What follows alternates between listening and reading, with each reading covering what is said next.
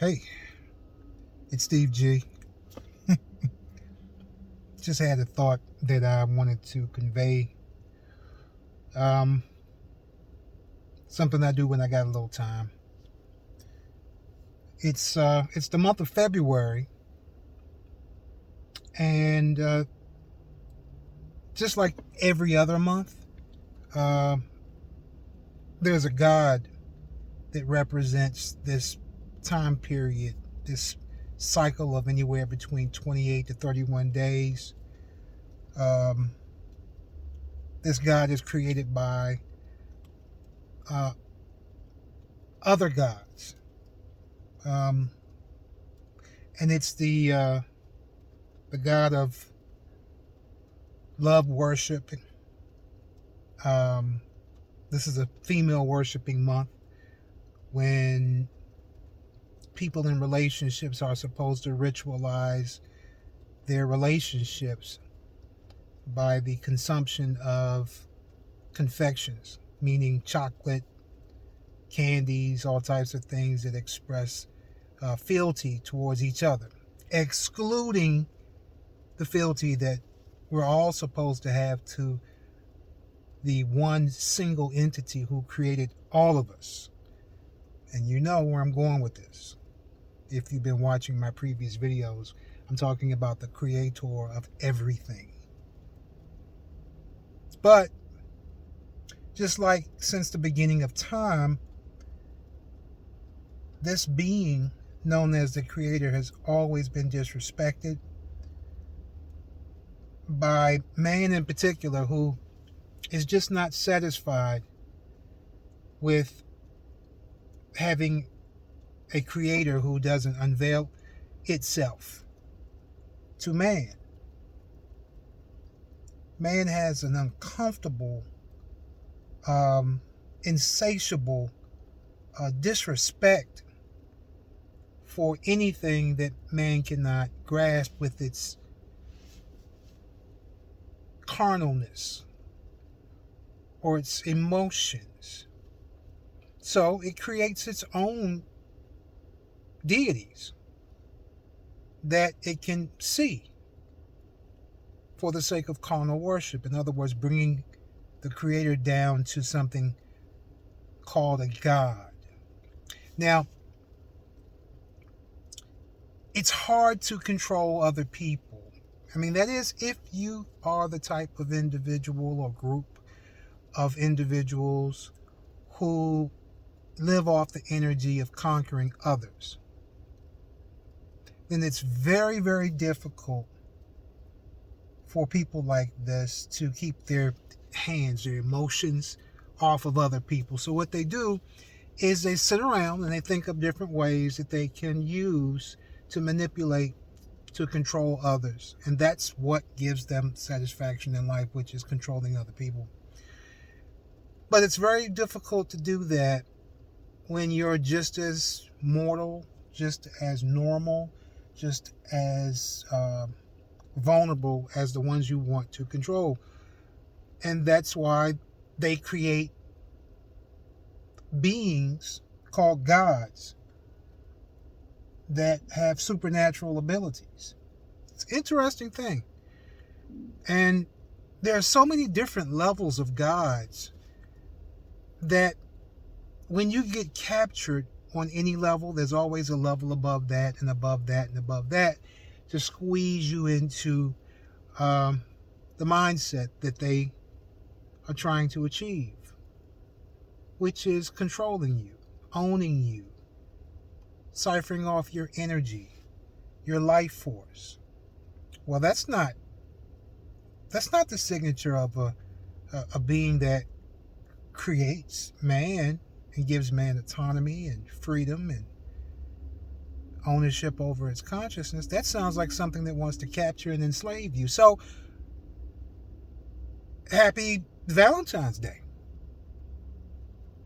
You've been captured if you are going to go about the ritual of taking your hard-earned money and going out into the areas of commerce and shop for different idols, teddy bears, boxes of chocolates and hearts, so that you can present them to the one who has captured your loyalty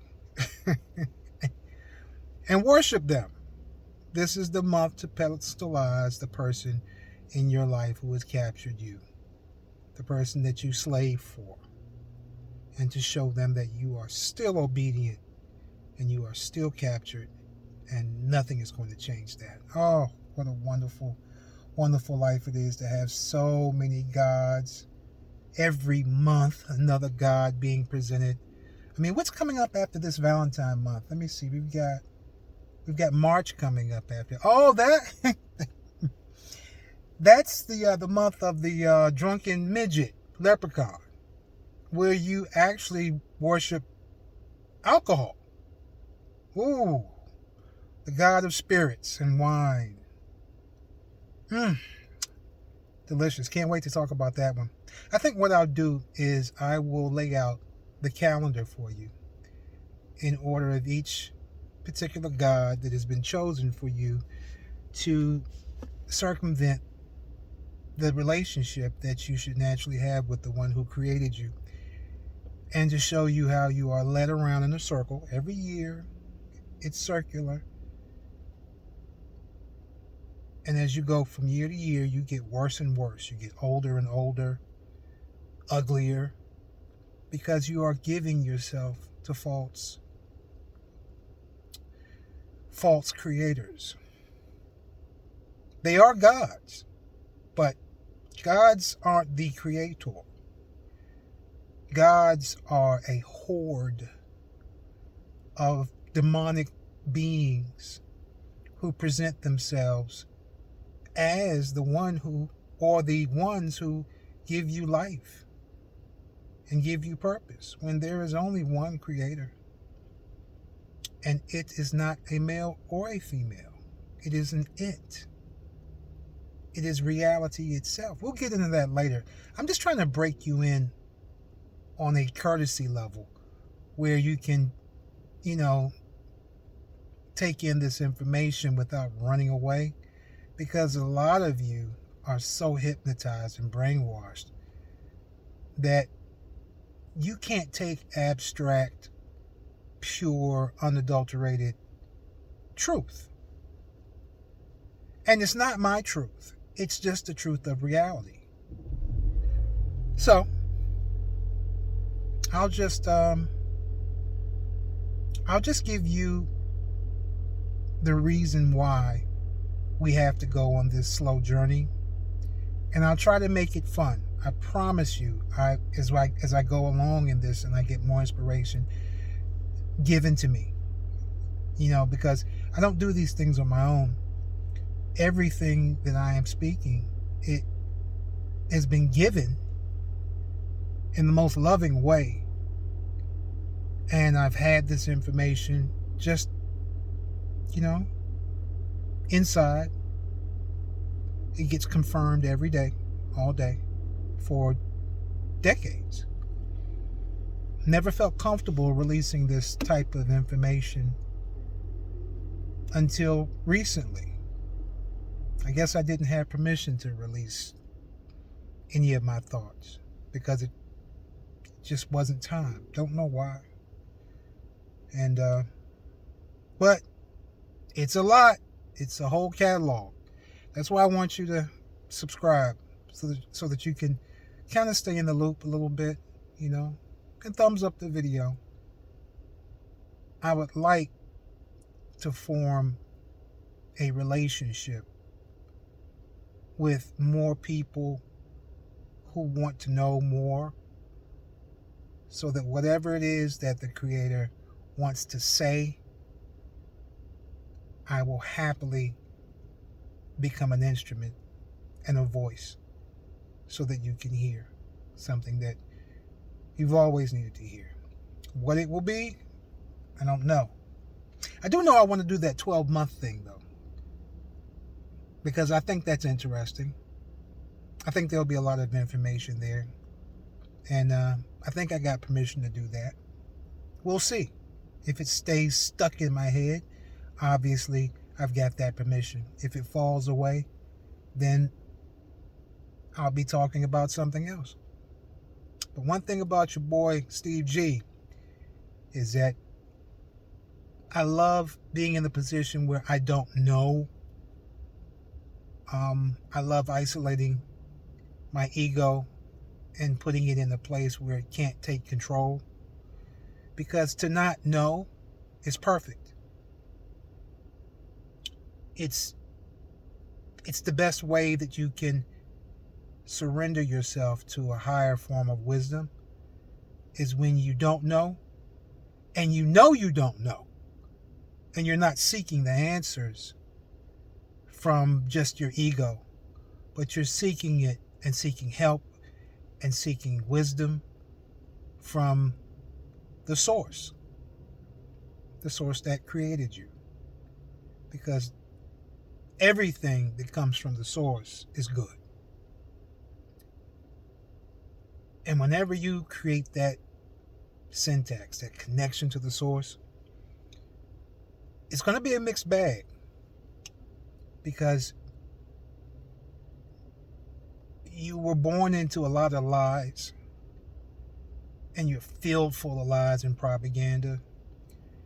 And when you connect to source, the creator, the ultimate it, the I am, that bad information and propaganda and all those lies are going to mesh with all of that good connection from the creator, and it's going to create a confluence inside of you that hurts. It hurts. The same way, if you can imagine, putting a couple of scoops of your favorite ice cream in the blender and then adding broccoli and carrots to it and then blend it all up. And just for good measure, just pour some coffee in there. I guarantee you, without even knowing how it tastes, I guarantee you it's going to taste horrible. Because it's not what you're used to. But the amazing thing is that it'll probably be pretty good for you. It'll have nutrients in it. It's just that it will taste weird. And that's what it's like when you connect to source consistently, is that things get weird. And the good thing about the creator is that there's so much patience there that you can take as long as you need to work out the confusion, to get to the point where you finally get it. You finally get it. And then when you get it, then you can go to the next level with that source, which is performance. Now, that's going to be different for everyone. Nothing I can tell you about what your performance either has been or will be. I can just tell you certain parts of my story. So, again, subscribe, like, and we'll do this again real soon. I just need a little bit more inspiration, a little bit more direction. I'll go back to source and I'll get that, and then I'll come back to you. All right? Stay good. It's Steve G.